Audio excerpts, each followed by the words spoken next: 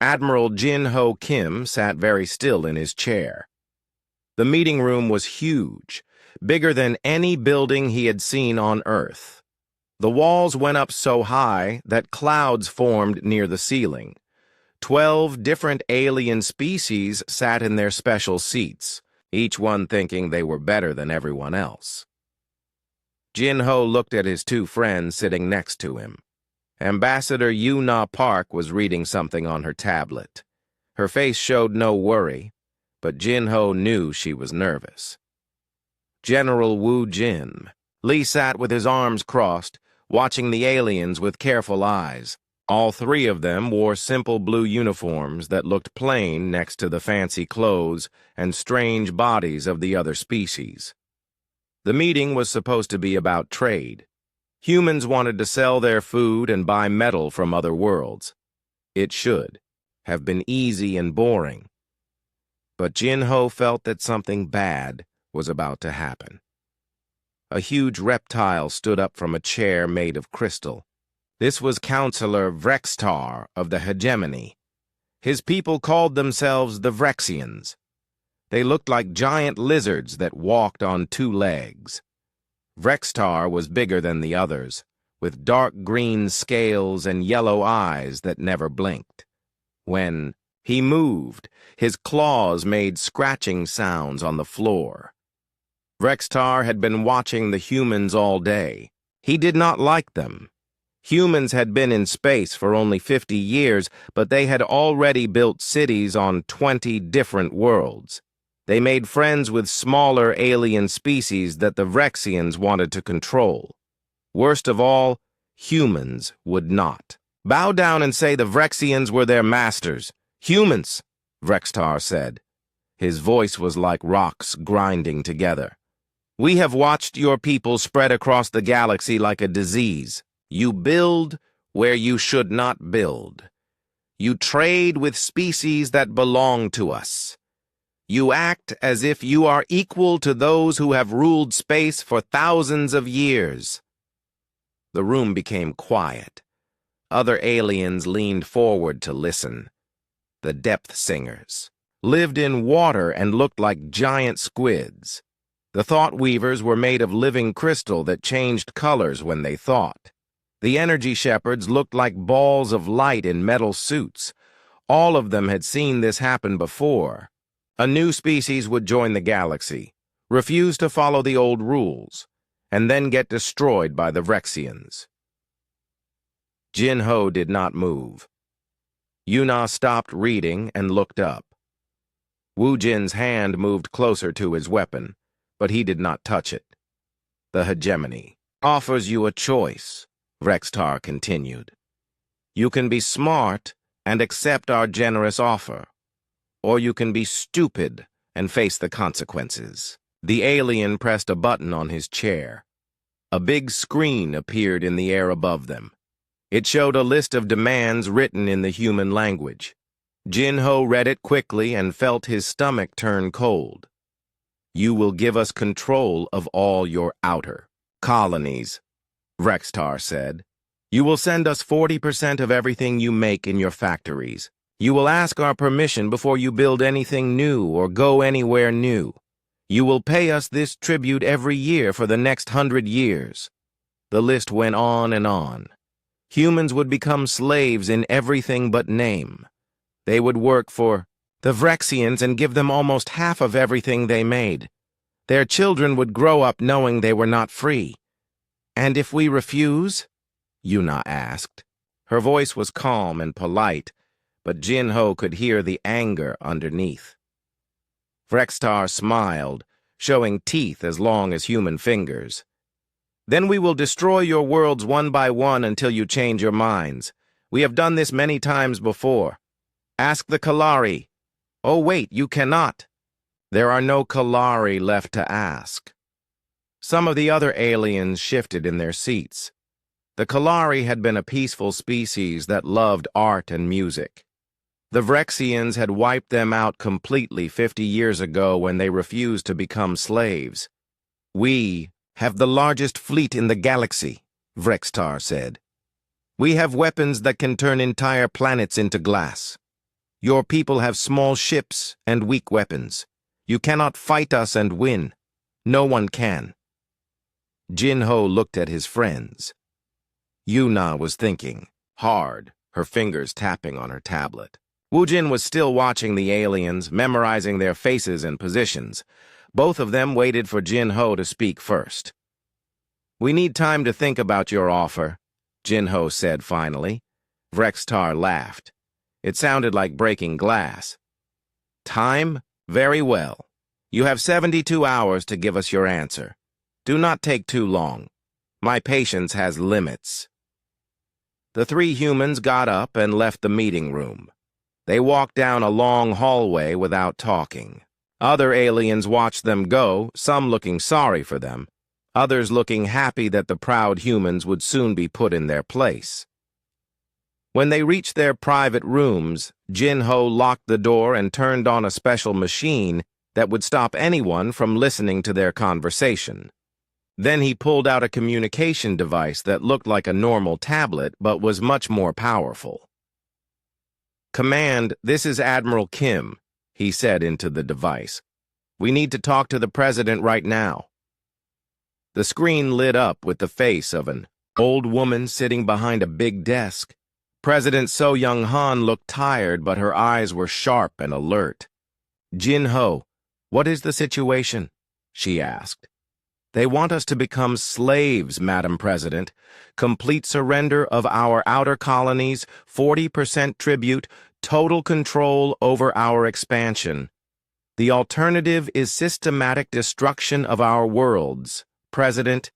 Han was quiet for a long time. Behind her, Jin-Ho could see other people moving around, all of them looking worried and busy. "What do you recommend, Admiral?" she asked finally. Jin-Ho looked at Yuna and Woo-Jin. Both of them nodded. They had talked about this possibility many times during their trip to the council station. "We refuse, Madam President. We refuse completely. Even knowing what that means?" "Yes, Madam President. Even knowing what that means." President Han closed her eyes for a moment. When she opened them, they were hard as steel. "Very well. Give them our answer. And Admiral?" "Yes, Madam President?" "Tell them that humans do not bow to threats. Tell them we choose freedom, whatever the cost." The screen went dark. Jin-Ho looked at his friends again. In a few hours, they would go back to that big meeting room and start a war that could destroy their entire species. But none of them looked scared. They looked ready. Yuna was already preparing their formal response. Woo-Jin was checking his weapon and thinking about security. Jin-Ho sat down and began to pray for his people, his children, and his species. 72 hours, the Vrexians would learn something new about humans. They would learn that some things are more important than survival. They would learn that freedom is worth any price. They would learn that they had made a very big mistake. 72 hours passed like a long, bad dream. Jin-Ho Kim walked back into the huge meeting room with Yuna Park and Woo-Jin Lee behind him. The other aliens were already there, waiting to see what the humans would do. Some looked curious. Others looked sorry for them. A few looked excited to see humans get destroyed. Counselor Vrextar sat in his crystal chair like a king on his throne. His yellow eyes watched Jin-Ho walk to the center of the room. The big reptile was sure he knew what would happen next. The humans would beg for mercy. They would accept his demands and become slaves like so many species before them. "Well?" Vrextar asked. "What is your answer, human?" Jin-Ho stood straight and looked directly at the alien leader. His voice was calm and clear when he spoke. "The Terran Federation respectfully declines your offer, Counselor Vrextar." The room became so quiet that Jin-Ho could hear his own heartbeat. Some aliens gasped, others made strange noises of surprise. But Vrextar just stared at Jin-Ho like he could not believe what he had heard. "What did you say?" the reptile asked slowly. "We decline your offer," Jin-Ho repeated. "We will not surrender our colonies. We will not pay tribute. We will not bow to threats."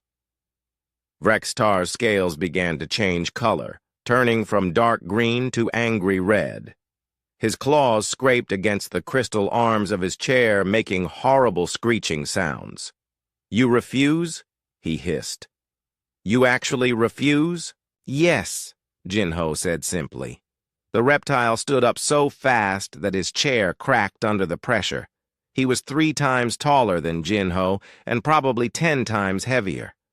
When he opened his mouth, the humans could see rows of sharp teeth designed for tearing meat. "Then you have chosen extinction," Vrextar roared. "We will start with your furthest colony, the mining world you call Kepler 442c. You have 72 more hours to evacuate your people, or they will die with their world." Other council members began talking at once. The depth singers made burbling sounds in their water tanks. The thought weavers flashed bright colors of worry and fear. The energy shepherds dimmed their lights and whispered to each other in their electronic voices. "Counselor," said one of the thought weavers, "perhaps we should discuss this more carefully. Destroying entire worlds is a serious matter." Vrextar spun around to face the crystal being. "The hegemony does not need permission to discipline disobedient species. We have kept peace in this galaxy for thousands of years by showing weaklings what happens when they refuse to follow the natural order." Jin-Ho watched all of this without showing any emotion on his face. Inside, he felt sick and angry and scared all at once. Kepler 442c was home to 50,000 humans, including many children. It was a mining world where people went to work hard and build better lives for their families. "Counselor Vrextar," Jin-Ho said quietly, "if you attack our colony, you will be committing murder. 50,000 innocent people live on that world." "Then you should have thought of that before you defied us," Vrextar snarled. "Their blood will be on your hands, not ours." The meeting ended soon after that. The aliens left quickly, not wanting to be part of what was coming. Jin-Ho and his team returned to their rooms to send messages back to Earth and to Kepler 442c. 3 days later, the Vrexian Fourth Armada arrived at Kepler 442c. 300 warships came out of hyperspace like metal sharks swimming through the dark. The biggest ship was called the World Bane, a massive dreadnought that could destroy cities with a single shot. Fleet Commander Caxivore stood on the bridge of the World Bane and looked down at the small world below. It was mostly brown and gray, covered with mines and processing plants. A few small cities dotted the surface where the human workers lived with their families. "Sir," said one of his officers, "we are detecting evacuation ships leaving the planet. It looks like the humans are trying to get their people out." Caxivore nodded. "How many ships?" "About 200, sir. But they are small civilian vessels. They cannot carry everyone." The commander thought about this. The humans were trying to save their people, but they did not have enough ships. Some would have to stay behind. It did not matter to him. Vrextar had given orders to destroy the world, and Caxivore always followed orders. "Begin the bombardment," he commanded. The Vrexian ships moved into position around the planet. Their weapons were called glassmakers because of what they did to worlds. The energy beams would heat the surface so much that rock would melt and then cool into smooth glass. Nothing could survive it. For 6 hours, the Vrexian fleet poured death down onto Kepler 442c. The mining equipment melted. The cities burned and then turned to glass. The very air caught fire. When it was over, the planet looked like a giant marble, smooth and shiny and completely dead. But the Vrexians had made a mistake. They thought all the humans had run away, or died in the bombardment. They did not know about the 500 volunteers who had stayed behind in underground bunkers to help with the evacuation. These brave men and women had worked until the very end to get more people onto the rescue ships. When the glassmakers came, they were still down there trying to save just a few more lives. Back on the council station, news of the attack spread quickly. Many aliens shook their heads sadly. Another species had been taught the lesson of Vrexian power. Soon the humans would surrender, just like all the others. The Galactic Council met again the next day. Vrextar looked very pleased with himself, as he called up images of the destroyed world. "Behold the price of defiance," he announced. "The world the humans called Kepler 442c is now a monument to Vrexian strength. Let this be a lesson to all who think they can challenge the natural order." He looked directly at Jin-Ho Kim, expecting to see fear and defeat in the human's eyes. Instead, Jin-Ho looked calm and thoughtful, as if he was solving a difficult math problem. "Admiral Kim," Vrextar said with fake sympathy, "surely now you see the wisdom of accepting our generous offer. How many more worlds must die before your people learn to obey?" Jin-Ho stood up slowly. When he spoke, his voice was steady and clear. "Counselor Vrextar, the Terran Federation acknowledges the destruction of Kepler 442c. We mourn the loss of the colony we built there." He paused and looked around the room at all the alien faces watching him. "We also mourn the 500 volunteers who stayed behind to help evacuate civilians. They died as heroes, trying to save others." Vrextar's confident smile faded a little. He had not known about the volunteers. "However," Jin-Ho continued, "we do not acknowledge any change in our position. The Terran Federation will not bow to threats or become slaves to anyone." The reptile's scales turned red again. "You would sacrifice your entire species for your stupid pride?" "We would sacrifice anything for our freedom," Jin-Ho replied. "But, Counselor, you have just committed an act of genocide against 500 innocent people who were helping others escape. The Terran Federation considers this an act of war." Vrextar threw back his head and laughed, that horrible sound like breaking glass. "War? You think your pathetic little fleet can challenge the hegemony? We have 3,000 ships, weapons that can crack planets, and soldiers who have conquered half the galaxy. You have, what, 200 ships and a lot of stupid courage?" Jin-Ho bowed politely to the council, the same way his grandfather had taught him to bow when he was a child. "Back on Earth." "Then we shall see, Counselor Vrextar. We shall see." The human delegation left the council chamber that day knowing they would probably never return. Behind them, Vrextar was already planning the destruction of more human worlds. He would teach these stubborn creatures what happened when lesser species challenged their betters. But as Jin-Ho walked down the long hallway toward their ship, he was not thinking about defeat. He was thinking about a message he had received that morning. From President Han. Just 4 words, but they changed everything. Protocol Omega is active. 3 weeks passed, and something very strange happened. The humans simply disappeared.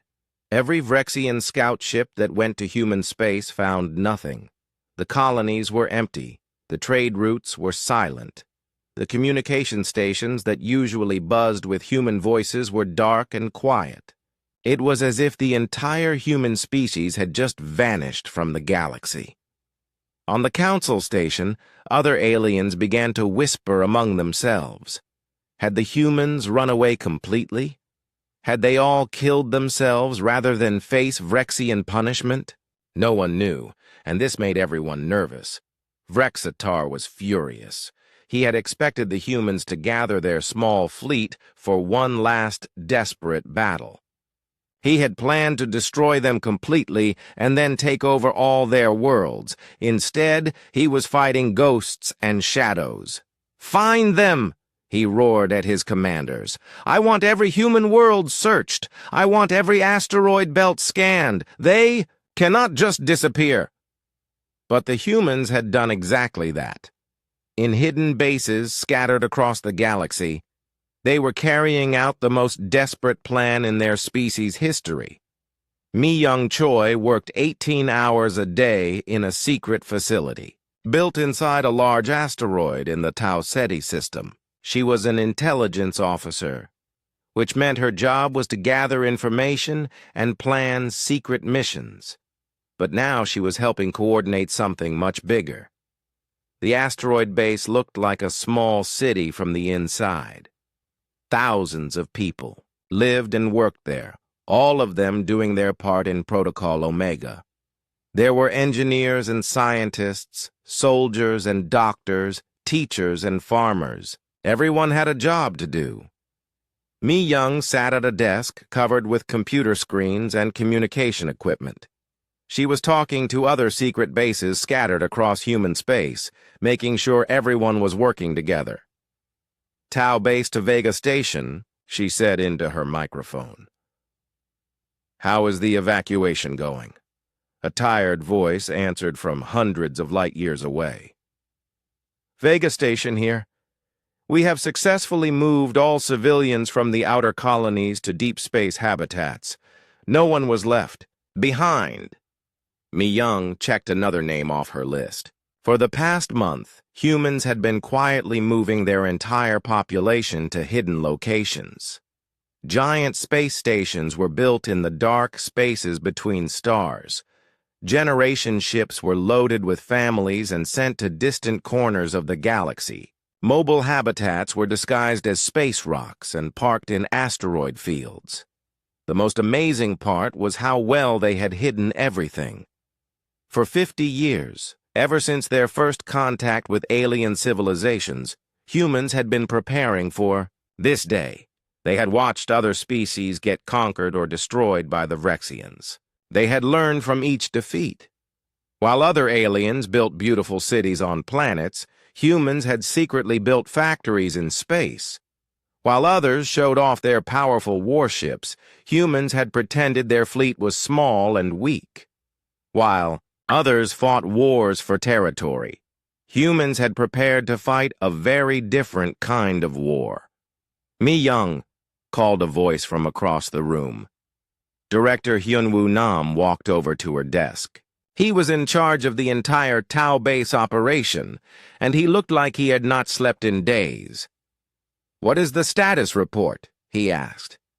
Mi-young pulled up information on her main screen. "All civilian populations have been successfully relocated. To secure positions, food production is running normally in the hidden agricultural stations. The manufacturing facilities are working at full capacity." Hyunwoo nodded. "And the special projects?" Captain Dong-hyun Seo reports that the Prometheus facility is ready. All 12 hidden shipyards are operating normally. The first wave of ships will be ready in 72 hours.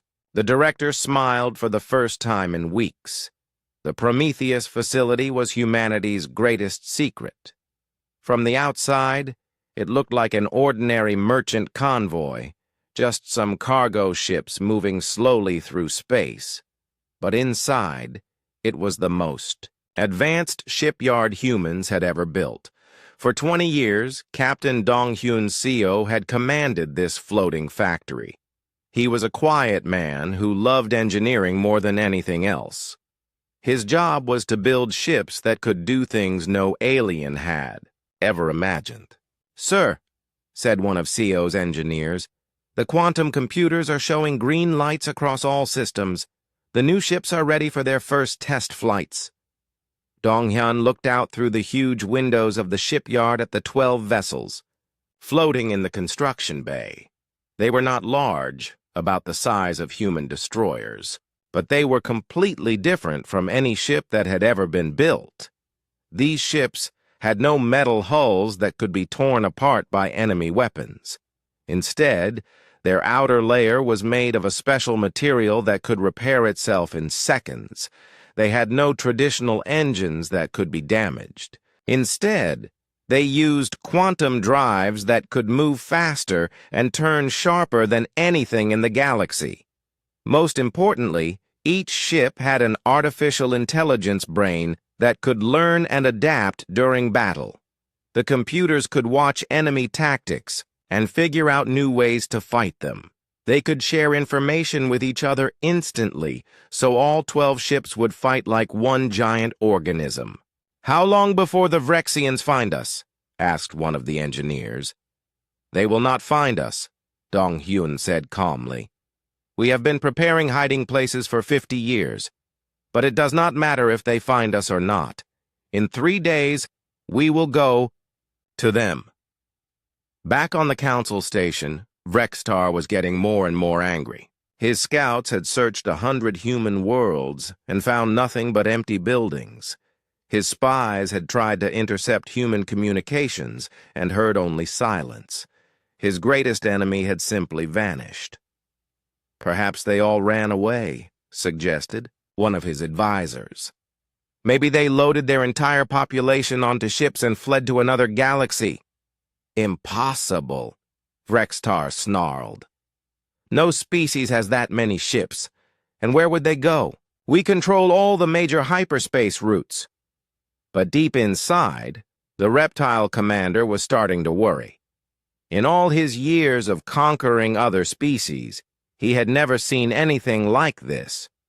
Usually, when the Vrexians showed their strength, civilizations either surrendered immediately or gathered their fleets for one final battle.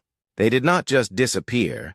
Then, exactly 3 weeks after the destruction of Kepler 442c, every communication system in the galaxy received the same message at the same time. It appeared on military channels and civilian networks on trade, frequencies, and diplomatic lines. Everyone in the galaxy heard it at once. The image showed Admiral Jin-Ho Kim standing in what looked like the bridge of a spaceship, but it was not like any ship the aliens had ever seen. The walls seemed to be made of flowing liquid metal, and strange lights pulsed in patterns that hurt to look at. "Counselor Vrexitar of the Hegemony," Jin-Ho said in his calm, steady voice. "You destroyed Kepler 442c and murdered 500 human civilians in an act of unprovoked genocide. The Terran Federation hereby invokes the ancient right of proportional response, as recorded in the Galactic Codex, Article 847. The camera view changed to show star charts of the Rexian home system. A red circle appeared around their main world. "We claim one world in exchange for one world," Jin-Ho continued.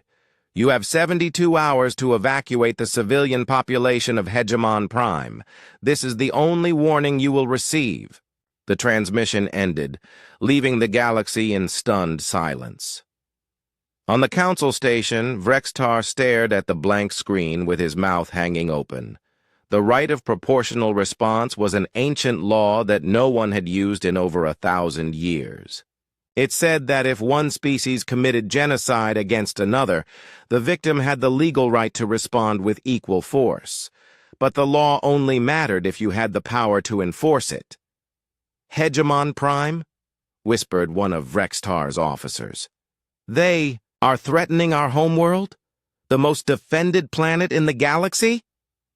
Vrextar's scales turned from red to almost black with rage. Hegemon Prime was protected by 600 warships and orbital defense platforms that could destroy entire fleets.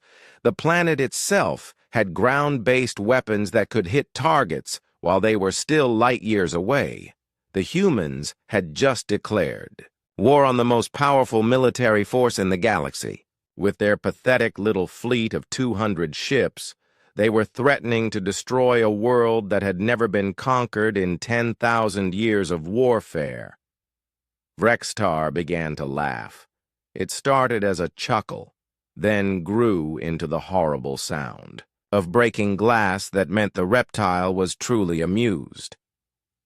"They have finally lost their minds," he said to his officers. "Fear has driven the humans completely insane. Well, let them come. When they arrive at Hegemon Prime, we will crush them so completely that no trace will remain. Other species will talk about the foolish humans for 1,000 years. But somewhere deep in his cold reptilian heart, Vrextar felt the first tiny seed of doubt. Why would the humans threaten something they could not possibly do, unless they could do it? The Galactic Council held an emergency meeting within hours of the human transmission. Aliens who had not spoken to each other in decades suddenly needed to talk. The ancient right of proportional response had been invoked, and nobody knew what would happen next. "This is madness," burbled one of the depth singers from inside his water tank. "The humans cannot possibly attack Hegemon Prime. It would be suicide." "Perhaps that is their plan," flashed a thought weaver in worried purple colors. "Perhaps they prefer to die fighting rather than live as slaves." But Vrexatar was not worried about human suicide missions. He was thinking about victory and revenge. The humans had embarrassed him by disappearing for 3 weeks. Now they had threatened his home world in front of the entire galaxy. When he crushed them, his reputation would be stronger than ever. "Let them come," he announced to the Council. "The first and second armadas are already moving to defend Hegemon Prime, 600 ships including 3 dreadnoughts. Our orbital defense platforms could destroy 1,000 human ships before they got close to the planet." He stood up and spread his arms wide, like he was embracing the entire galaxy. "When this is over, no species will ever dare challenge the hegemony again. The humans will be remembered as the last fools who tried to fight the natural order." But Vrextar was wrong about one thing. The humans were not planning a suicide mission. They were planning something much worse. 72 hours after the transmission, 12 strange ships appeared at the edge of the Hegemon system. They came out of hyperspace moving faster than anything the Vrexians had ever seen. Their hulls seemed to shift and change as they flew, like they were made of liquid metal that could not decide what shape to be. Fleet Admiral Tharvin commanded the defense of Hegemon Prime from his flagship, the massive dreadnought called Final Judgment. He had fought in dozens of battles and destroyed entire civilizations. When he saw the 12 human ships on his sensors, he almost laughed. "12 ships?" he said to his bridge crew. "They sent 12 ships to attack the most defended world in the galaxy?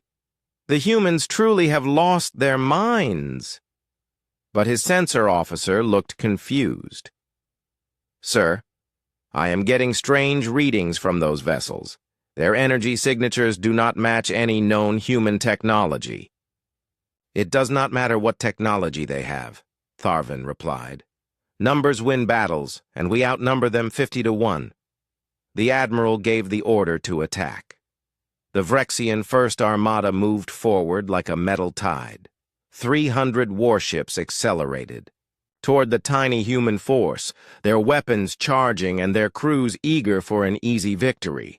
The battle began when they were still millions of miles apart. The Vrexians fired their long-range missiles first, sending thousands of explosive projectiles toward the human ships. The missiles should have destroyed the small human force instantly.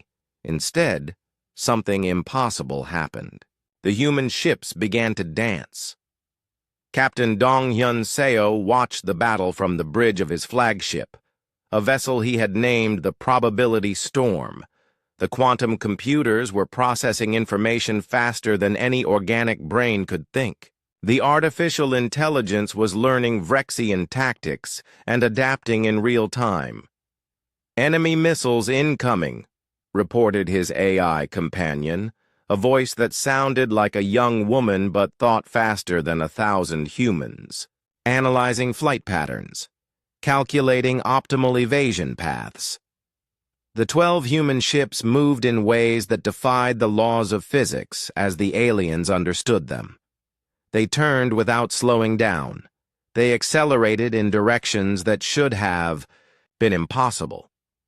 They twisted through space like living things, avoiding the Vrexian missiles with moves that looked more like art than warfare. "How are they doing that?" whispered a Vrexian gunner aboard the Final Judgment. He had been firing at the same human ship for 10 minutes, and every shot had missed by inches. "Their hulls are absorbing our energy weapons," reported another officer. "Direct hits are having minimal effect." Admiral Tharvin watched in growing alarm as his overwhelming advantage began to disappear. The human ships were not just fast and agile, they were learning from every attack. Each time the Vrexians tried a new tactic, the humans adapted to counter. But the strangest part was that the humans were not trying to destroy the Vrexian fleet. Their weapons fire was precise and surgical. They disabled engines without destroying ships. They took out weapon systems without killing crews. It was like they were not fighting to win, but fighting to buy time. "Sir," called his communications. "Officer, I am detecting another group of human vessels approaching from the inner system." Tharvin spun around to look at the tactical display. 20 larger human ships were coming from the direction of Hegemon Prime itself. Somehow they had been hiding in the asteroid belt near the planet for weeks, waiting for this moment. "Impossible," he breathed. "How long have they been there?" The answer was more frightening than he wanted to know. The second wave of human ships had been positioned throughout the Hegemon system for a month, ever since the destruction of Kepler 442c. While the Vrexians had been looking for the missing human population, human engineers had been placing their secret weapons exactly where they needed them. Commander Jin-A Yang led the second wave from her ship, the inevitable consequence. She was a small woman with gray hair and calm eyes, but she had studied Vrexian military tactics for 20 years. She knew exactly where their defenses were strongest and where they were weakest. "All ships, begin final approach to Hegemon Prime," she ordered. "Ignore the orbital defense platforms. Our mission is planetary delivery only." The 20 ships accelerated toward the planet, taking massive damage from the defense platforms, but refusing to change course. Their hulls were torn apart by energy, beams and missile explosions, but they kept flying. Some ships lost engines and continued on momentum alone. Others lost weapons and life support, but maintained their heading toward the planet. "They are on a suicide run," Tharvin realized. "All ships, concentrate fire on the second wave. Do not let them reach the planet." But it was too late. The first wave of 12 ships had done their job perfectly. They had kept the main Vrexian fleet busy and confused while the real attack approached from another direction. By the time Tharvin understood the human strategy, half of the second wave ships were already entering the planet's atmosphere. Director Hyunwoo Nam watched the battle from his command ship, hidden in the outer system.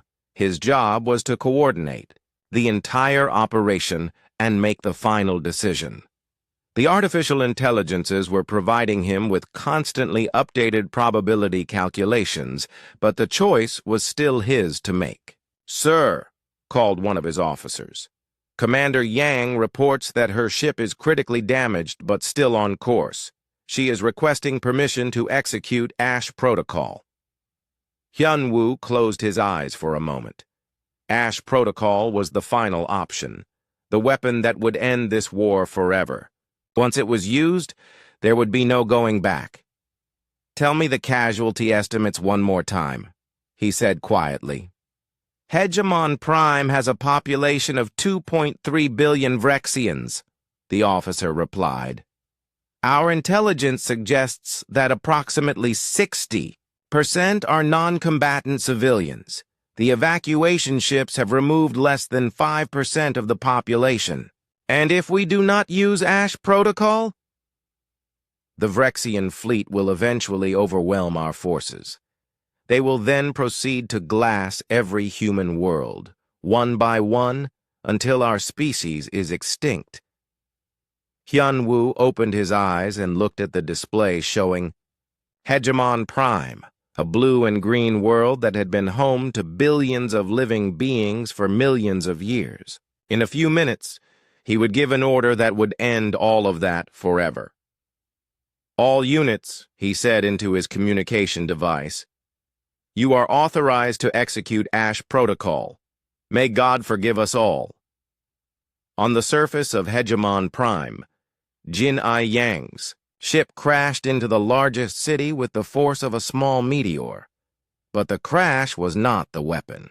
As her ship broke apart, it released millions of tiny machines, each one smaller than a grain of sand. The nanomachines spread out from the crash site like an invisible plague. They were designed to do one thing and do it perfectly: break down matter at the molecular level and convert it to a fine gray dust. They would spread through rock and metal, through water and air, through everything they touched, and they would not stop until the entire planet was nothing but ash.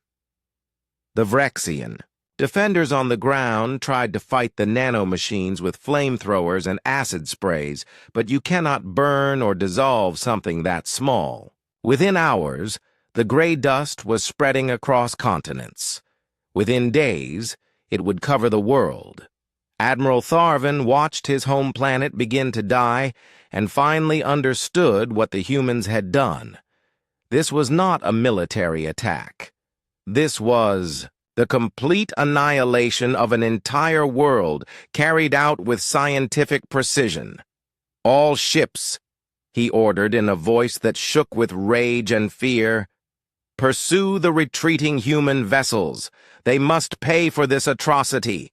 But when his fleet tried to follow the escaping human ships, they discovered that their faster-than-light drives had been systematically disabled during the battle. The first wave of human vessels had not just been buying time.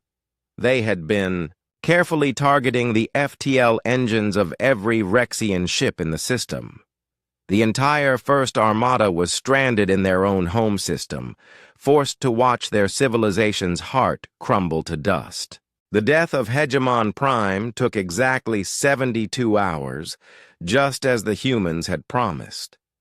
Admiral Tharvin stood on the bridge of his stranded flagship and watched through the viewscreen as his homeworld crumbled away. The nanomachines worked. Without stopping, breaking down mountains and oceans, cities and forests, turning everything into the same gray dust that drifted through the atmosphere like snow. He had tried everything to stop it. His ships had fired their most powerful weapons at the planet, hoping to burn away the nanomachines with pure energy. But the tiny machines just absorbed the heat and worked faster.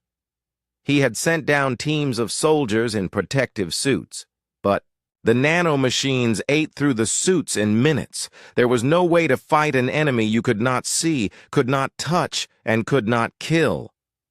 "Sir," whispered one of his officers, "the last city just went dark. All communication from the surface has stopped." Tharvin closed his eyes.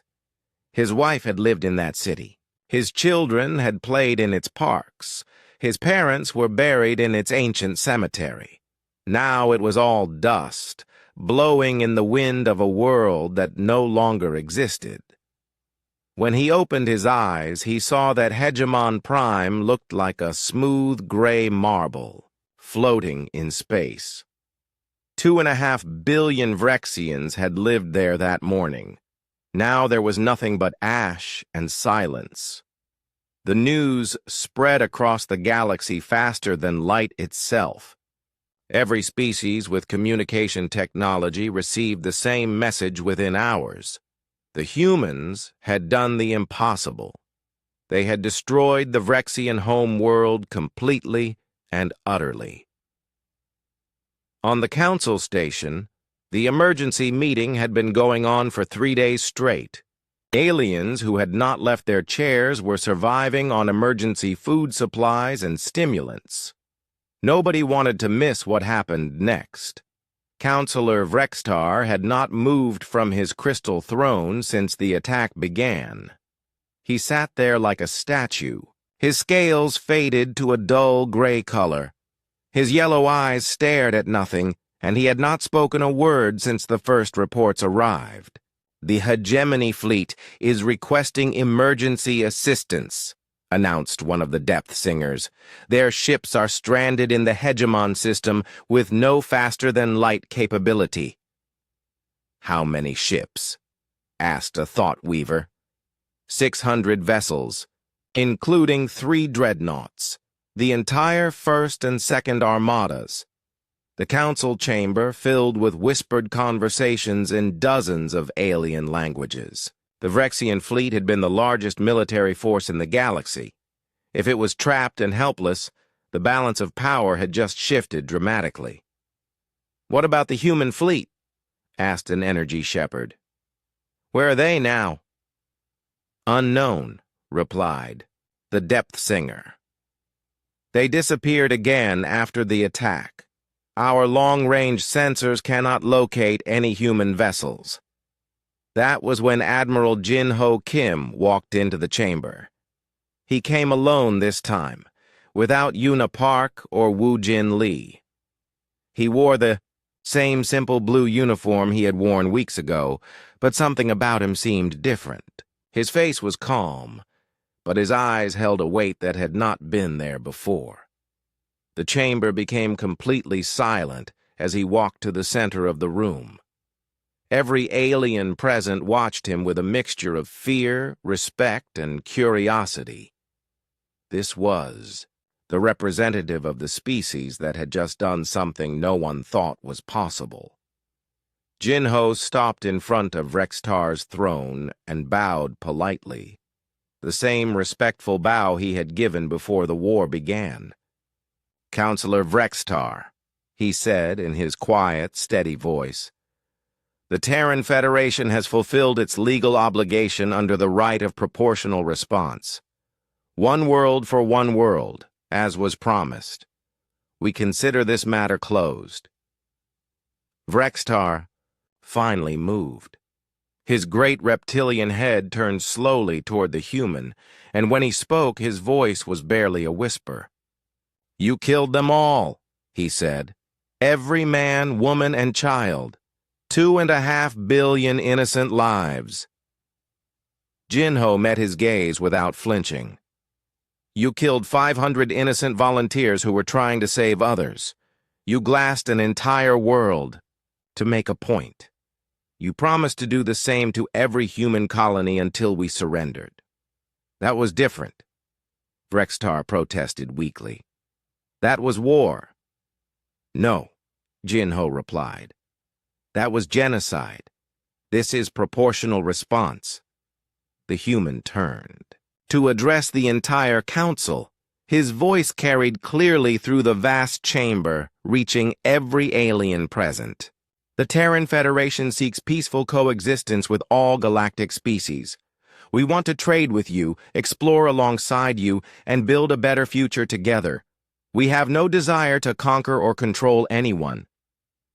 He paused and looked around the room, making eye contact with representatives from every species. "But if any species threatens humanity with genocide, we will respond proportionally. We are very, very good at mathematics." The meaning was clear. Humanity had just demonstrated that they possessed weapons capable of destroying entire worlds. More importantly, they had shown they were willing to use those weapons when threatened with extinction. A thought weaver flickered nervous yellow lights. "Admiral Kim, what assurance can you give that these weapons will not be used for conquest?" The Same assurance I can give that the sun will rise tomorrow, Jinho replied. None at all.